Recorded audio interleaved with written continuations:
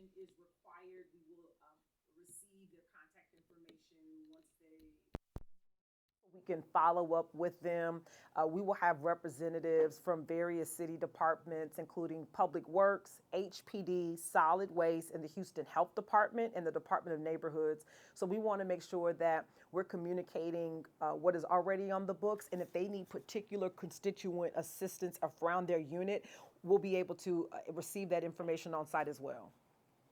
Thank you so much. Và bà nói cái này không có cần phải ghi danh, cho nên quý thính giả ai sẽ có rảnh mà muốn biết học hỏi thêm về cái quy định của chung cư apartment thì bà xin mời đi ra, và ngoài ra sẽ có mặt ở đó, và có những cái những người chuyên nghiệp về trong thành phố sẽ ra nói chuyện, giống như nơi về đổ rác, những nơi về kỹ sư xây dựng của nhà nước, rồi về sức khỏe, cho nên biết những cái department khác họ sẽ ra sẽ mà nói chuyện cho quý thính giả.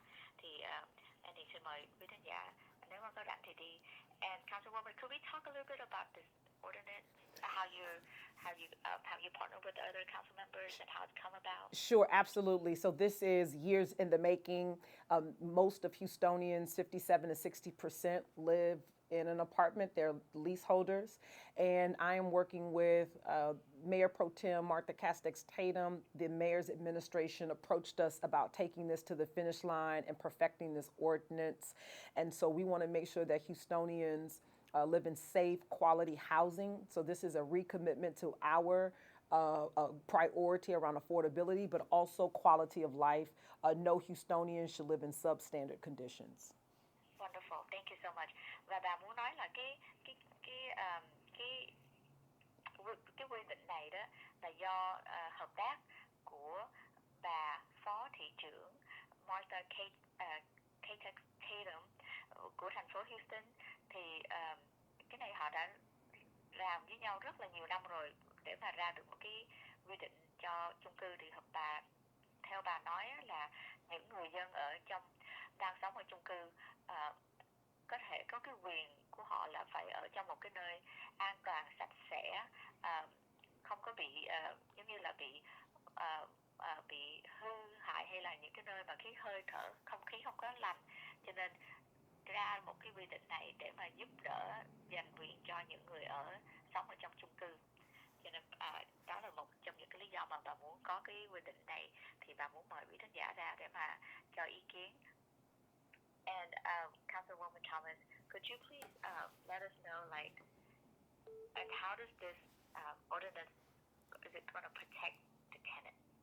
Right. So one of the things, there's two things. One, we want to make sure that the tenants, the leaseholders, those that are paying their rent every month, have a say to make sure that our ordinance meets their needs.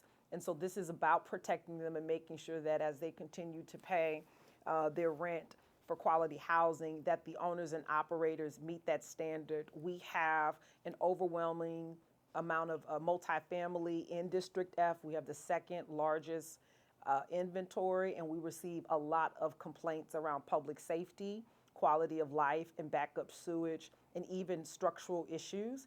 So this is about protecting them in their home, protecting them in their community where they're under contract. Thank you so much. Và cái câu hỏi của Randy hỏi là quy định này bảo vệ người thuê nhà như thế nào, thì theo bà nói là những người mà mướn nhà hay là mướn trong chung cư đều có một cái lời nói và một cái quyền để mà bảo vệ cho cái gia đình của mình, chứ nơi sống đang nơi sống của mình, trong cái nhà của mình tuy là nhà mướn nhưng mà mình có quyền là nói là cái nhà mình nó phải theo cái quy định của nhà nước như thế nào, an toàn hay không, sạch sẽ hay không, có bị móc hay là có những cái gì hay không. Cho nên không phải là mình mướn mà người ta không có sửa, cho nên do một cái quy định này để mà mời quý khán giả ra để mà nói chuyện giống như là cho ý kiến cho những người trong nhà nước, như cho bà quận hạt số 4 với lại bà nghị viên thành phố nghe biết, để mà họ đem lại những cái ý kiến của mình, những cái lo sợ của mình, để mà họ đem về để mà viết ra một cái quy định căn hộ cho tốt đẹp hơn. And Councilwoman, could we also talk about with this ordinance, what what responsibilities does it place on the landlords and property managers? Sure. And so this ordinance will essentially, it allows our departments to collaborate in a more effective way. And we're looking at how do we address our top 15, 25 in the city so we can build capacity. I want to be clear that this is not a cure-all or a fix-all for all apartment complexes. Issues will still happen, but this ordinance on the books with enforcement and accountability allows us to resolve the issues more quickly with accountability, and then residents are able to see what the timeline is and what to expect. Thank you so much. Và bà muốn nói là cái này cái quy định này là không có phải là nó sẽ giải quyết hay là xử lý hết những cái vấn đề không có tốt cho cái nơi ở của mình, mà cái này nó chỉ giúp cho những người chủ của nhà thuê hay là những nói họ bắt họ làm những cái đồ mà thành phố quy định ra, và để cho cái nơi của mình nó được đẹp tốt sạch sẽ hơn. Và cái này mà muốn nói là cái này là do là một cái sự hợp tác là sâu sắc hơn giữa thành phố và những người chủ của nhà thuê và những người ở trong cái nhà thuê, để mà làm sao mà có một cái phối hợp một cách thấu đạo hơn. Đó là những cái quy định mà họ muốn làm ra. And Councilwoman, I have a couple more questions for you. Sure. With this ordinance, once the workshop and you have all the inputs from the community, when will the ordinance take effect? Sure. So we have 2 community meetings. One is tomorrow, Thursday, February 19th. The second is Thursday, March 5th at 6 o'clock at 6300 Irvington. That's the Harris County Department of Education. Then we're going to bring this to a special called committee between Housing and Economic Development on March 30th.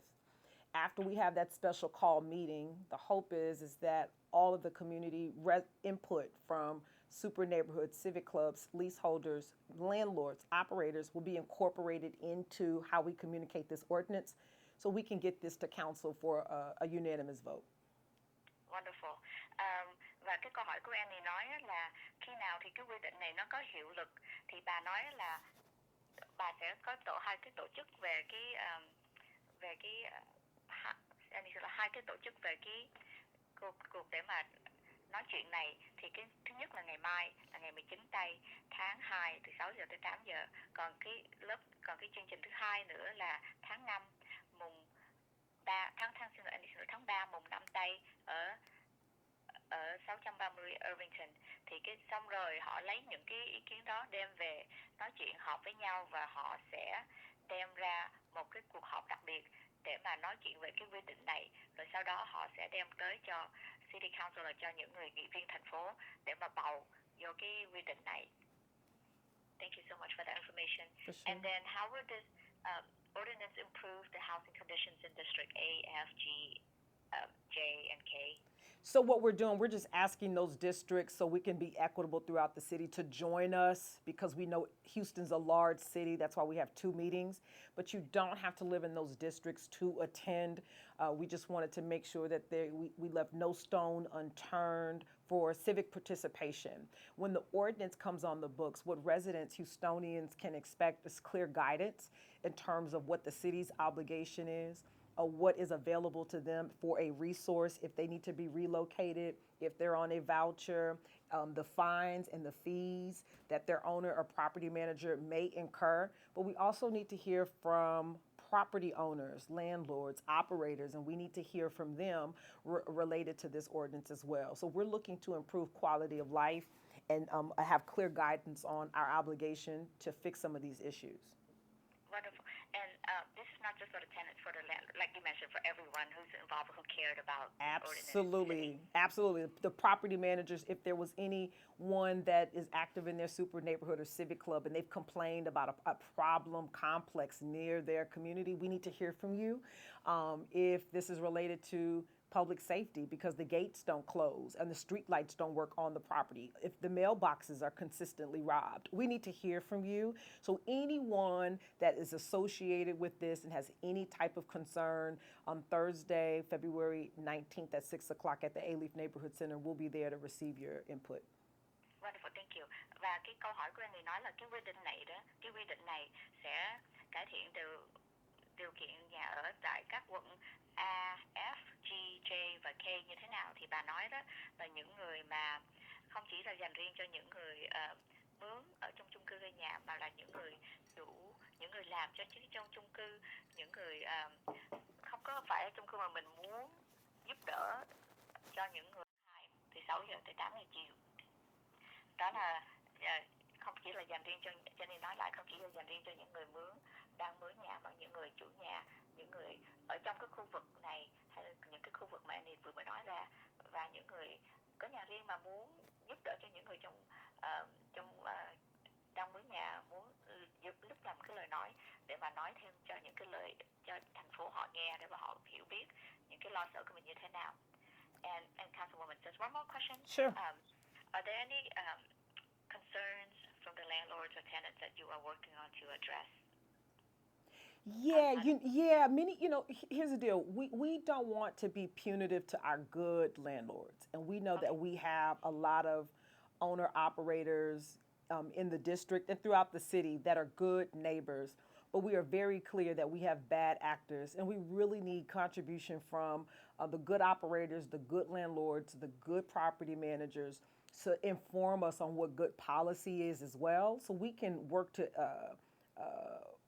to hold accountable the bad actors, because they give them a bad name. So we're looking to have a real robust conversation. We have 2 opportunities for that, but this is not exclusively just for leaseholders. It's also for those who operate and own multifamily developments as well.